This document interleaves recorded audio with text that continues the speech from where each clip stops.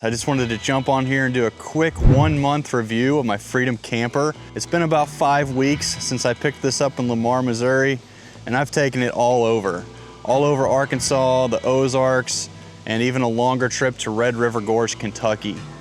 This thing has taken rain, heat, and plenty of dirt roads. I stay surprisingly cool inside with the 2 windows open and the fan on. When I first picked it up, I figured this thing was gonna be sweltering when it got really hot, but it's really not that bad. And it's taken on several rainstorms, including Arkansas and Kentucky, and it's managed to keep me and my stuff perfectly dry. The #1 perk to having this thing is being able to just pull up to the campsite and have everything ready to go. I've spent so many years tent and hammock camping that being able to pull into the site and crawl into the back and go to sleep is just a game changer. Even last night as an example, I rolled in at about 1:30 a.m. and the Milky Way and the stars were just absolutely incredible. So of course I had to spend some time and take some great pictures. When I first got it, I was also afraid I wouldn't be able to put a bike rack on my truck with the tailgate down, but I've since discovered that that's not an issue. I found a bike rack that extends past the tailgate and also tilts back so that I can open this door all the way, so I don't have to take the bike on and off to get inside the camper. I still want to get a trailer for my kayaks. There are setups that have kayak racks on top of the Freedom camper, but with mine being in the truck bed, putting some kayak racks on top would put the kayaks at about 10 or 11 feet in the air, and that's just not ideal for me to get the kayaks on and off easily. So I'm gonna have to get a trailer once the economy calms down a little bit. I've spent so many years as a minimalist living out of a backpack. I don't really see the need to spend a bunch of money on a lot of different accessories and whatnot. The underneath storage, I just bought a cheap plastic tote and a cheap plastic step stool so that I can get in and out of the camper with ease.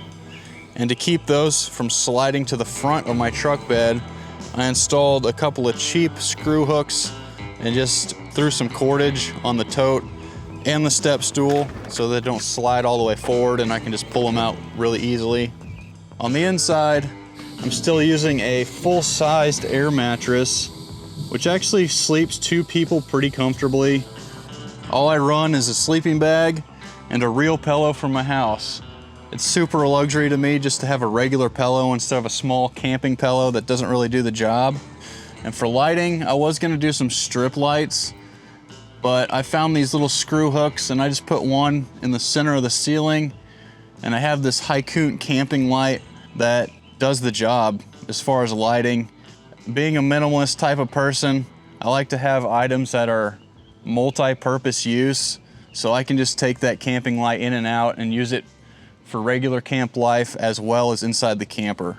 Now, of course, I have a 100 amp hour battery that runs this fan and charges my phone and any other electronics that I want to charge or power. I've been running it all summer and it's yet to run out of juice. I've spent 12 nights in this so far out of the 5 weeks I've had it, and I really don't have that many complaints. This thing is made out of 2-inch foam, like Yeti cooler foam, and it only weighs 200 pounds, so I believe 2 guys can lift it in and out. These are kind of designed to be a DIY project, so obviously you can customize this however you see fit. I've seen guys use cots and raised platforms to add storage for the inside of the camper.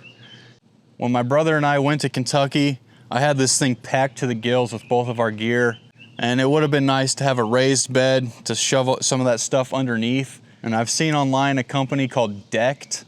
They actually sell some raised bed storage that I think this would sit on top of, that has long slide out totes for the length of your whole truck bed. They're a little pricey, but that might be a cool option for somebody out there. And a lot of guys mount these to trailers so that you can carry extra water and a spare tire. Unfortunately, my spare tire holder underneath my truck bed is rusted out, so I have to actually put my spare tire inside the camper. So that's another reason I haven't quite upgraded this like I want to yet. If you're a weekend warrior like me and you want an easy, no hassle setup for camping, the Freedom camper is definitely something you should consider. Like I said, I've spent about 12 nights in this and I'm just absolutely loving it. Highly recommend.